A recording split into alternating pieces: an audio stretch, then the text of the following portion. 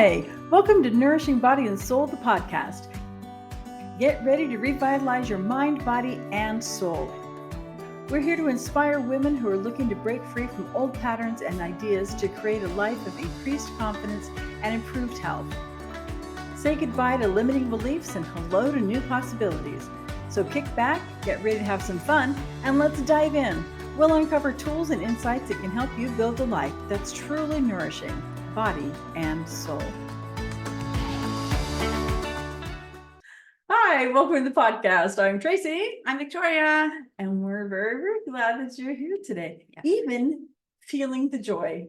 Yes, feeling joy. That is where we are Yes. in life. Yes. So I want to open today. We're going to be talking about joy some here today.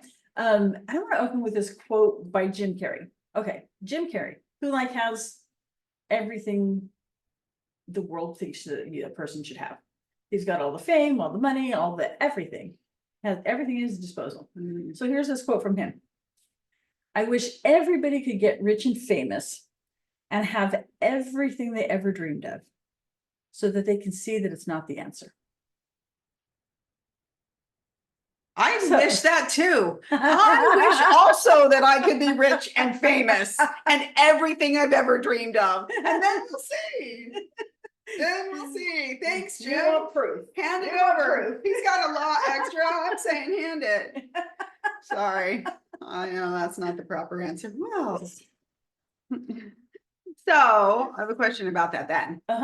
If that is not the answer, which honestly, but if that is not the answer, then what is? That's a very good question. Oh. Because that's the question. That's the question. Yes. It's like, what so, is? Because Seriously. we think, no, I mean, we think that if I just had more money, I mean, my goodness, what wouldn't having more money solve? And More money, more problems. Again, Is what they say. Yeah. Again, I don't know. But it's like, yeah, most of us are like, well, let me test it out. Let me find out what those problems are, because I know what problems I got. Yeah. But and I mean, I know that there are people who don't dream about being famous, but I think most people dream about it on at least some level, even if it's not like world famous and how oppressive that would be. But also what they see is they don't see Taylor Swift not being able to leave her house. What they see is not only that, but like people breaking thousands of adoring fans screaming your name and giving you applause. And it's like, didn't somebody break into her house and sleep in her bed or something? Yeah. So yeah, no one wants to be that. Well, I mean, I don't want to be that famous. Maybe. I guess it depends on who's sleeping in your bed. I mean, like Ryan Gosling sneaks into your house and he's sleeping in your bed, then maybe you show up that night and you're like, oh, well, this is new. I like this kind of famous. Except for she wasn't home, so no, I don't want anyone sneaking in. Yeah, so it's probably. Sorry. But yeah, it's like, all right, and then have everything we ever dreamed of. I mean, how could that not be the answer? We think. Yes, but from somebody who has all of that, it's like it's not the answer. So what is? Honestly, he seems a little disturbed. I'm not gonna. I'm not condoning. No, I'm not in a condoning way, but I mean, I think he has some things to work through. He has some issues because I think he probably thought. Honestly, I think a lot of what he has to work through is because he probably thought this. Yeah, if for him, I think his comedic genius just needed a lot of comedians who they have stuff to work out. Struggles. Yeah. And I think for him, he probably thought once he broke through, once he didn't have to struggle for this comedy life that he wanted to make a life of with. So I'm sure people probably told him he was insane to try to make a life of that, because nobody makes money doing that. Yeah. And I'm sure that he probably thought that once he had that fame, once he had that money, once he had all of these things, whatever he lined up to deem success. Yeah. That Whoopi Goldberg has said. Now Whoopi Goldberg has said something similar. Yeah. Like not quite quote level, but basically like you think that this is a perfect life. And I'm telling you, I have problems. Just like everybody else, big problems.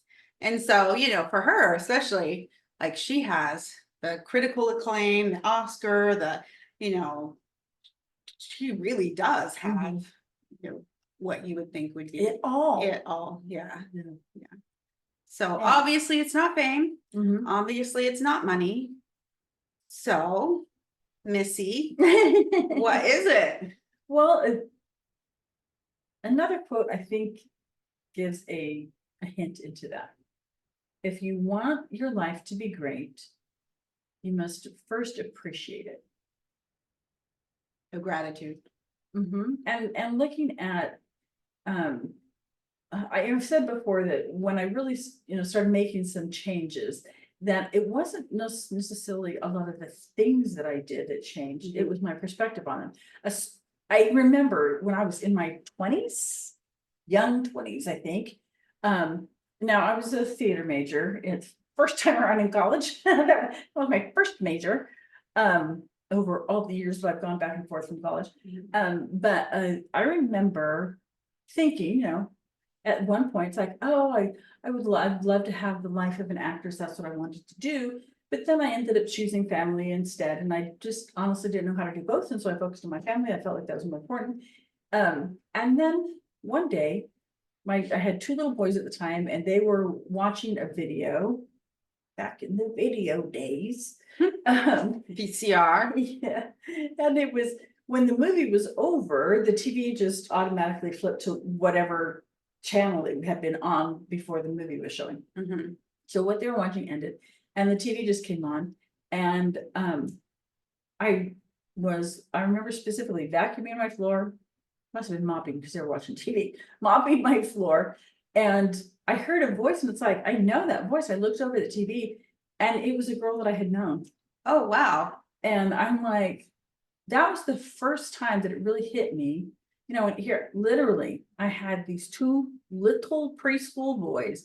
I'm in my little house, mopping my floor, and kind of in the thick of things. My husband had started a business and had just started and was doing just insane hours, and it was just a lot of mundane things as far as being an at-home mom with two little kids and changing diapers and trying to figure out what they're fighting about now. And dinners and what to have for dinner, and lunch and breakfast and snacks.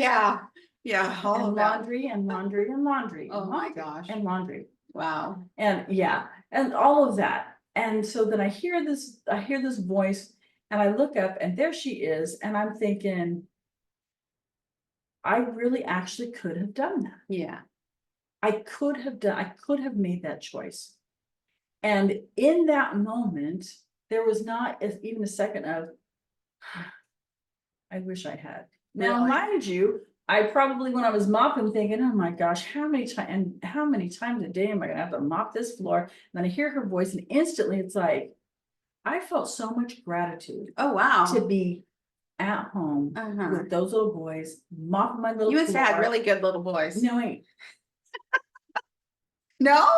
Yes, they were perfect. Okay, that's what I thought. Of course you would. But it was just realizing that I didn't need that. I didn't need to be on some stranger's TV. Now, mind you, she wasn't a stranger to me, so she wasn't on a stranger on my TV. But I didn't need to be on some stranger's TV. I didn't need for people that I didn't know to know my name. I didn't need to do any of that. When I was perfectly content in my little house with my small little circle of influence, mop my floor again. And again, and again. And it was just that perspective of, I don't need any of that stuff. That's good. And to consciously make choices, and Stephen R. Covey, and I know other people talk about this too. I was first introduced to this thought from Stephen R. Covey, so it's associated with him to me. But we worked at whatever ladder we deem to be the ladder of success. We climb that ladder, climb that ladder, climb that ladder. Sometimes just to find out that it's leaning against the wrong wall. And it's like it, and so that's I think what Jim Carrey's talking about here, and what the other quote about appreciating your life. It's like appreciating the little things. Even life is a mess. So you talked about the moment when you decided to change your perspective.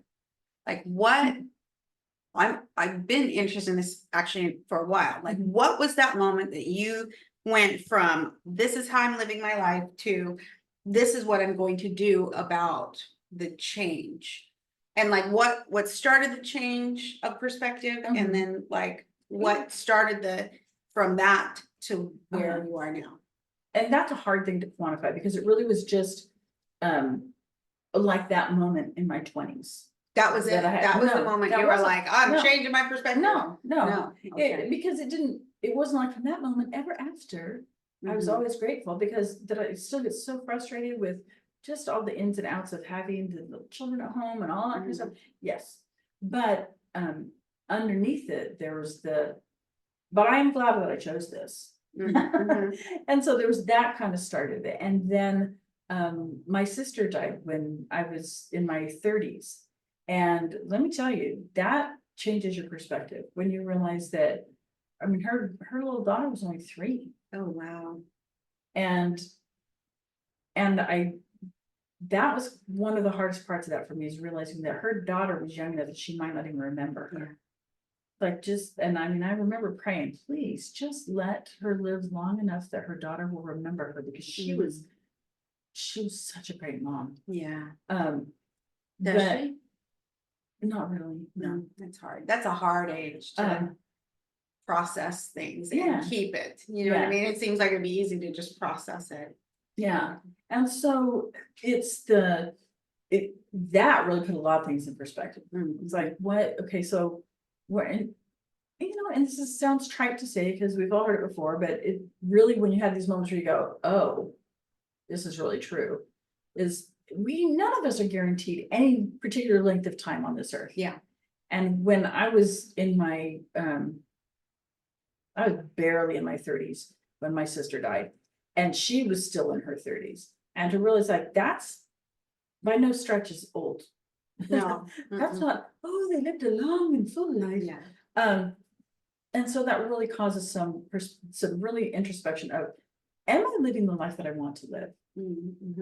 And then really looking at what is the value of, and well, I had mentioned just a minute ago, that I didn't know how to do the theater and the family thing.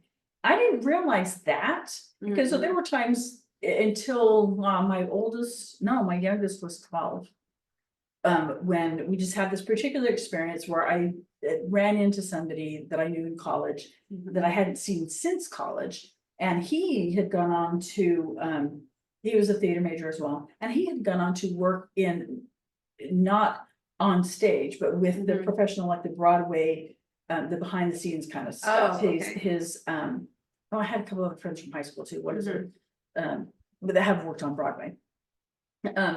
But he was like one of the big administrative people for our, like, the Broadway series when they come to Sacramento and all of that. And so it was kind of this moment of, catching up. He's like, oh, so, what have you done with theater? So in the last how many years? Yeah. And I go, I've just done a little, I haven't done a lot. And that's the moment when I went, because I didn't really know how to do both. Yeah. And so I made my choice. And that little click piece went, oh, from that moment on, there's never a moment of regret that I didn't do more with theater, because I realized why I hadn't. Yeah. And so I was fine with that, because I'd made my choice, and I would, going back, I would make the same choice. Then there are other choices that I made that going back, I wouldn't make the same choice. But like what? But I never hear you say anything like that. Oh gosh. I just figured you just lived without any regrets whatsoever. Ask my oldest son what kind of parent I was to him compared to the parent I am to my youngest. Oh, well, I think that's a normal thing though. Oh, I do. I mean, maybe, I don't know. I was the youngest, so they complained. Yeah, they complained that I was treated well. But it's like, so are there things that, knowing what I knew by the time I was a parent with my youngest, if I knew that stuff when I had very first started parenting my older two, yes, I would do things differently. I was too harsh, and I put too much importance on things that weren't the important things. Yeah. But again, it's like, okay, I would change that if I could, but I can't. Yeah, And so what did I learn from it? yeah. And so because of that, when my son then says to me when my daughter was probably 10 or 12 or maybe in her early teens, it's like, you're just a different parent with her than you were with me. And I said, well, thank goodness if I had been parenting for all those years in between and not learned anything, that would be the problem. It's like learning things. They're 11, 12 years apart. How far are they apart? 11 or 12 years apart. Anyway. And it was like, if I had learned nothing about parenting in that time, that would be the issue. Yeah, I'm glad that I'm a different parent with her than I was with you. Sorry. Yeah. I did my best with you. Yeah. Did my best with her. Yeah. But had I not, when he said that to me, I didn't go, oh, sorry. Yeah. It's like, no, I knew that I made the best choices that I knew how to make. And so it's all these kind of little things that just kind of stacked up. But when I talk about, I really started making changes, it was like, all right, when I'm just done with being so judgmental of myself. So judgmental. And so was there a moment where that happened? Was there a moment where you were like, I don't want to be this way anymore? Like, did something happen? It wasn't a particular, I think I had just gotten old enough. I went, this is nonsense. I'm not gonna live the rest of my life. Were you just like looking in the mirror one day and like picking yourself apart, or? And well, I just realized that, I mean, really for me, and that's why I focus on the body issues a lot. That was where it really hit me a lot, was because I'm so sick of trying to constantly not feeling good enough in this body that I have. So am I gonna, what's it gonna take? Because I had been at the right weight many times and for most of my adult life, and I still wasn't happy with my body. And so it's like, so this is just nonsense. You were a leader of a very famous weight loss program. And did that have any influence on you saying, this isn't it? Like, this isn't this pursuing this weight loss program or any weight loss program in the relentless way that we pursue it. This isn't it. I want something different. And then was there a discovery? Was there a moment of discovery where you went, okay, not this, but this? Or kind of, because when you I worked at Weight Watchers, and it was, you see people who, and one of my Weight Watchers leaders, when I was going to Weight Watchers, she talked about how when she had gone to Weight Watchers at first and she had gotten to her goal weight, and then how hard it was for her to come back because she had regained all of her weight. Spoiler alert. She had regained all of her weight, and she was so ashamed of herself and so embarrassed that it really took a lot of courage for her to come back. And then when she came back, she happened to go to a meeting that was her same Weight Watchers leader that she had had when she lost her weight. And she talked about how humiliating that was. And it's like, so you have these people, and she's far from the only one. When I was working there, I had so many people, when they find out I worked there, it's like people who were overweight, and they're like, oh yeah, I'm a lifetime member. Like, what in the world is that worth? You never know. You never know to look at me, but I'm a lifetime member. I have a key. I have like, I don't know if they still do that, but they used to give you like a little badge thing, not a like a key ring basically, when you reached your goal weight, and then you had to keep it off for a certain amount of time, and then you had a key. I have one of those. I actually, before I even knew who you were at all, I went to a Weight Watcher meeting that you were a leader of. Oh, really? I don't know if I ever told you that. I don't think so. And then I was like, because my mom knew who you were, and so she's like, oh, I know who she is. She's in our church. We should go to Weight Watchers. And so we went, and I was thinking about the year that I went, and I thought I wasn't even overweight. Like, what was I doing at Weight Watchers? Other than feeling ashamed of yourself and thinking you needed to make sure you were a very good leader, and I just wanted to hear you say leaderish things. That was probably it for sure. But anyway, so that was, I mean, it kind of did. So seeing people that were coming and going, and seeing so many people. I remember it so vividly. One woman who, she was a personal trainer, and she came in and she stepped on the scale and she broke down. She's like, what is wrong with me? What is wrong with me that I can't get this under control? And seeing that kind of pain, and like I said, she was a personal trainer. Yeah. She was fit, she did this all the time, Mhm. but her body wasn't the typical shape of a personal trainer. Mhm. And so, and man, to see her pain and to see yes, I think being exposed to so many people like that, who's like, oh, I'm back again, you know, been here before, back again. Yeah. So there's part of that, and all underneath this, even with the structure that at the time I thought was a good structure. Yeah. I just thought there's just so many.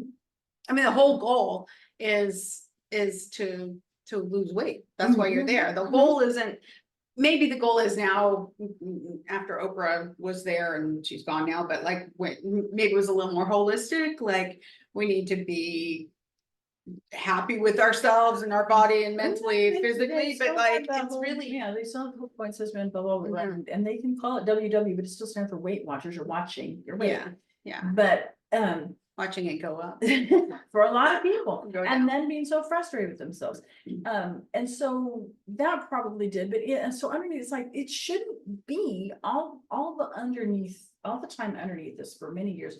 I was like, there's just in the back of my mind, it's like, it shouldn't be this hard. It doesn't make sense to me that it's this hard. I mean, at the time I thought this is just a completely pie in the sky idea, but I want to just be able to eat what I want, when I want, and know and trust that that's going to be the best thing for me. That I'm going to be at a place where I'm going to take care of my body in such a way that I can just eat what I want when I want. And I thought, that obviously is just completely, that's at that point, that's a dream that's not ever going to happen. Yeah. But then I came across, I think if there's one like real inciting incident as far as that goes, it's when I came across where I got my certification was from the Institute for the Psychology of Eating. And I was just on Facebook one day and I happened across an ad. And what they said, and I don't remember specifically what it was that they said in the video, but I saw that video, I'm like, this is what I think. Yeah.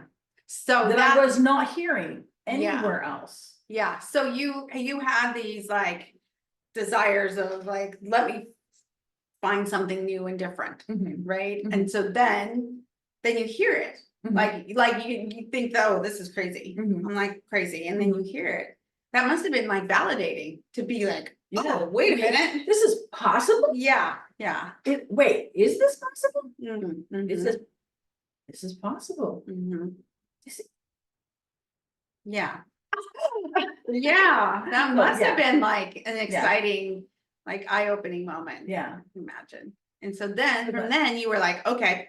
Yeah. Yes, I was. And then again, spoiler alert, surprise, surprise. Once I started doing that work on my body image and my,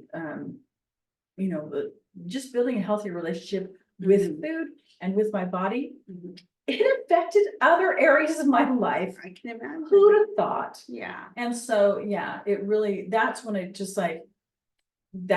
talk about that, several of the things I didn't change, but my attitude, my perspective on them did. And I found this whole, I've always been basically a happy person, but I found this level of joy that was just like untouchable. Yeah. It really feels like that. I know I've known you for a little while, but I know we've had a lot of talks, intimate talks about things. And it does feel like with you that there is this like untouchable sense of joy. Is that part of that is your exploration? Is part of that spiritual? Is part of that? Yeah, it is. For me, a large part of it is spiritual. I've been a person who I was raised in a different religion than I belong to now, but another Christian religion. And I'm not anyone who's ever been like, a lot of people when they're teenagers or, young adults, they kind of go off on their own and they leave religion. I Mhm. was never one of those person. I've always been somebody who's gone to a church. Yeah. And so it's always been a part of me.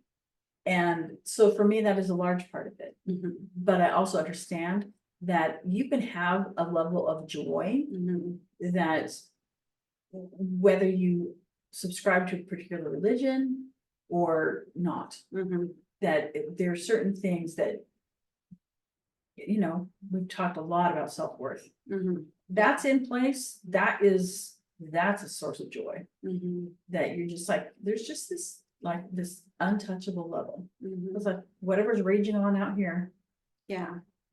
it Yeah. can rage on and it's not gonna be fun, So, but it can't touch this. so I can imagine like when it starts, when you feel that like joy, like Mhm. I feel it sometimes. Every Mhm. once in a while, I'm like, I have this little spark and I'm like, oh, there it is. You know, Mhm. I don't know why it exists in my stomach, but there we go. I keep Yeah. doing this too, it's just an interior It's thing. there. So anyway, but like, how does it get from like, here's a spark every once in a while to here's where it is? Like, cause I feel that with you. Like, I feel your groundedness. Mhm. I feel that security. I feel that with you when I talk with you or just when I'm around you. I just know that. So how does it go from that spark to like, here's the like embers that burn constantly? Let me read you a poem. Well, please. We like poetry. This Let's is go. from Donna Ashworth. And this is part of it. This is not all of it, but this is a real key part. The poem is called Joy Chose You. Joy does not arrive with a fanfare on a red carpet strewn with flowers of a perfect life. Joy sneaks in as you pour a cup of coffee, watching the sun hit your favorite tree just right. And you usher Joy away because you are not ready for her. Your house is not as it should be for such a distinguished guest. But Joy, you see, cares nothing for your messy home, or your bank balance, or your waistline. Joy is supposed to slither through the cracks of your imperfect life. That's how joy works. You cannot truly invite her. You can only be ready when she appears and hug her with meaning, because in this very moment, joy chose you. Well, that sounds So beautiful and ethereal. And like, how do you get joy to choose you? Like, how are you that's one of the ready things, for like, that moment? How do you cannot prepare? truly invite joy? And I kind of get what she's saying, but I also think that's something you need to be careful with, because I think you can invite joy Mhm. by what you focus on. Yeah, so you prepare. You have to Yeah. prepare the What are you looking bed of at? embers What do you- there. I'm 100%. There's so many ways to say this. Scripturally, it says, "Seek and ye shall find." Yeah, I was thinking about that earlier today. And in more current language in the psychology area, it's what you focus on increases. Mhm. And so it's like there's so many ways to look at that, but it's like sincerely, the things that you look at increase. Mhm. So if when you feel that little spark of joy, Mhm. you go, "Oh, that's what that feels like." Mhm.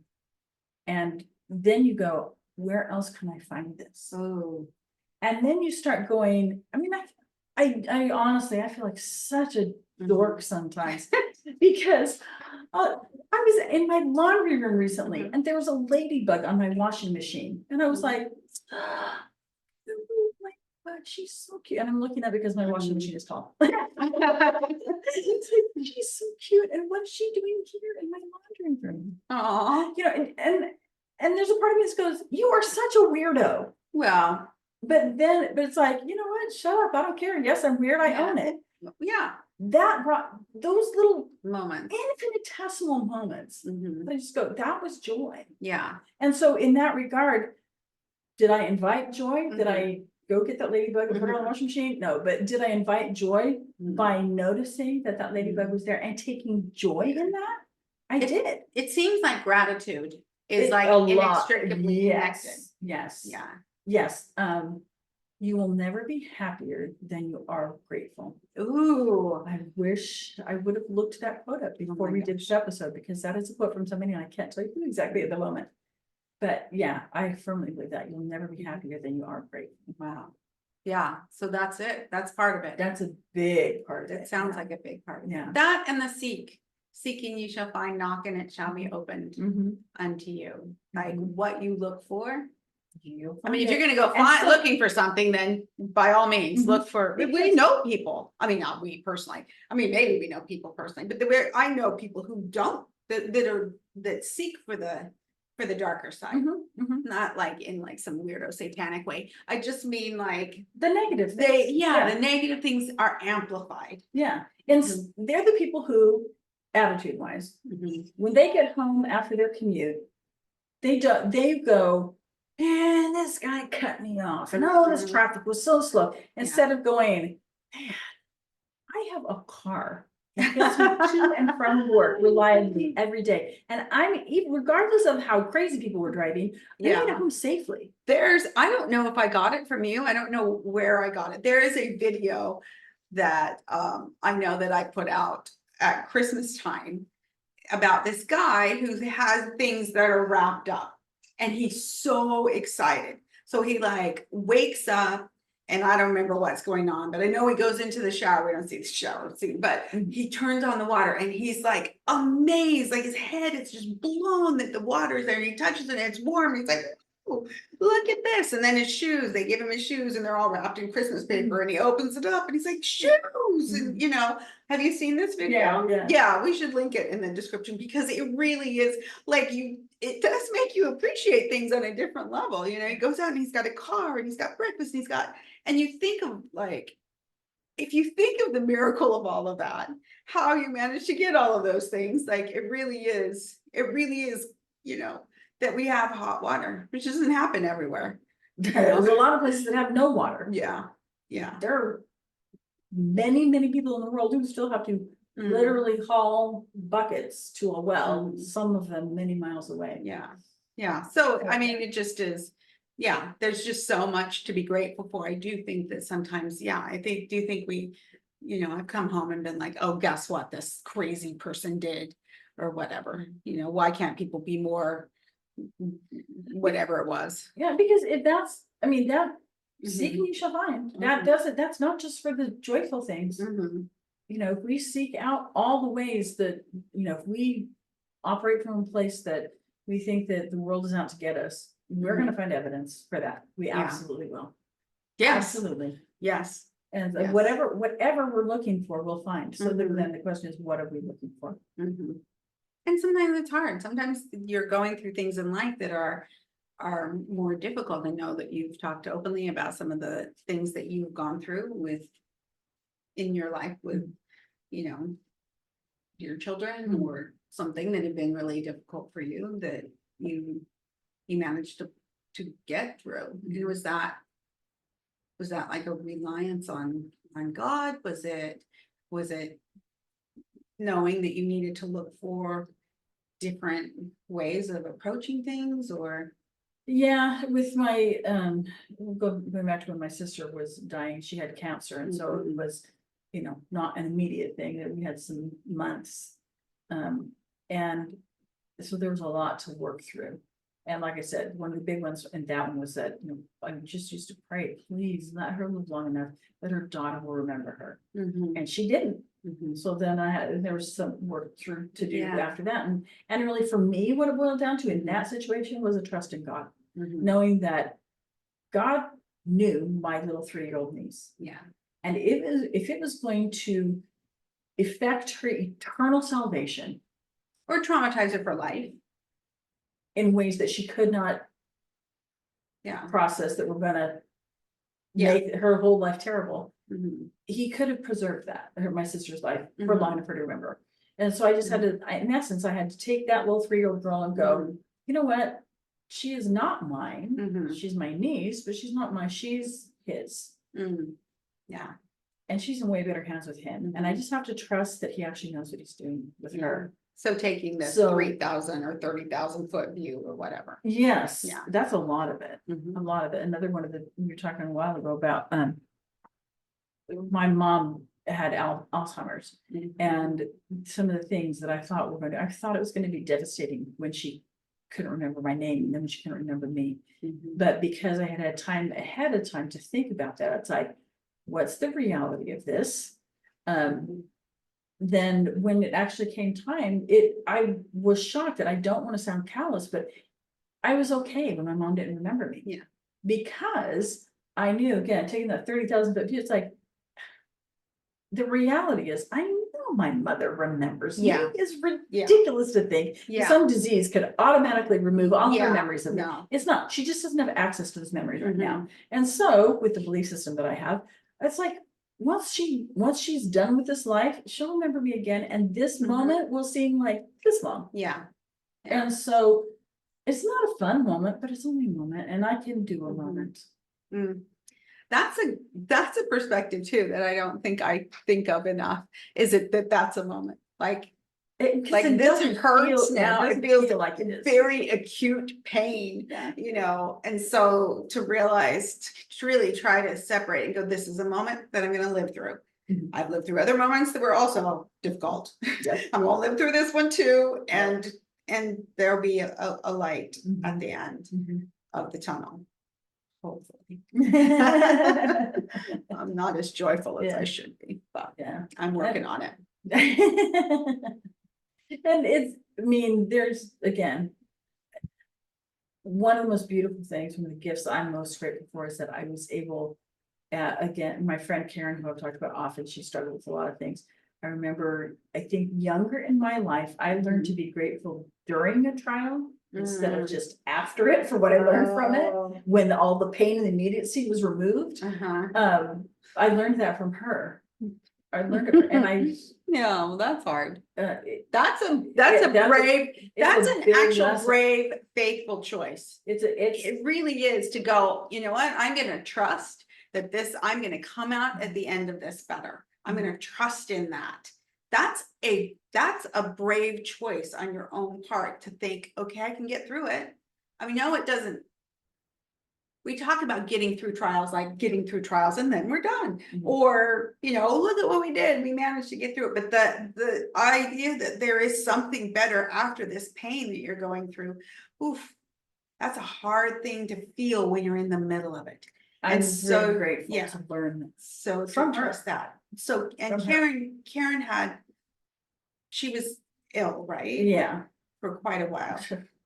Her entire life that I knew her. Yeah. I met her in high school. Yeah. She had high blood pressure. And she taught you to like endure, or yes, and that, and so many things. We could do every single episode probably about things that I learned from Karen. Oh wow, we should do an episode. A lot of material. We should do an episode. She sounds like an amazing human being. She is. I can't wait for you to meet her. Good. Maybe not tomorrow. Maybe, who knows? Nothing's promised. True. Yeah. True. Yeah. Well, there we go. Yeah. So, and gratitude. And we can, even in preparing the bed for the roses. There you go. And the thorns. Yeah. So there we go. Yes. Listen, it'd be kind of a long one, but a worthy topic of length. Joy. Yes. Yes. So seek for joy. Yes. And we don't control her, but we actually can invite her in some ways. I think so. So excuse me, Donna, for disagreeing with that one line in your poem. Yeah. In your beautiful poem. But anyway, have a wonderful week and nourish your body and your soul with joy this week. Yes. See you, everybody. Good week. Hey, if you want to help us grow this podcast that we're having fun doing, like and subscribe. And comment. Oh, yes. Please comment. We will comment back. Yes, we will. Hey, it's Tracy. If this was helpful and you'd like more, follow me on Instagram at tlastel.nourishingbodyandsoul, or on Facebook or YouTube at Nourishing Body and Soul, or you can find my website at nourishingbodysoul.com. Thanks for tuning in to Nourishing Body and Soul, the podcast. Before we wrap up, we just want to remind you that the information we share in this podcast is for educational and informational purposes only and is not intended for medical advice. While we hope you find our discussions helpful, we strongly recommend that you seek the advice of a qualified healthcare provider before making any changes to your diet, exercise routine, or any other aspect of your health. We also want to make it clear that the host, guests, and producers of this podcast are not responsible for any adverse effects or consequences that may result from the use of any information or suggestion discussed in this podcast. We care about your well-being, but we can't take responsibility for individual outcomes. By listening to this podcast, you agree to indemnify and hold harmless the host, guests, and producers of this podcast from and against any and all claims, damages, liabilities, costs, and expenses arising from your use of the information provided in this podcast. We're so grateful for your support, and we hope you keep listening and learning with us. Thanks.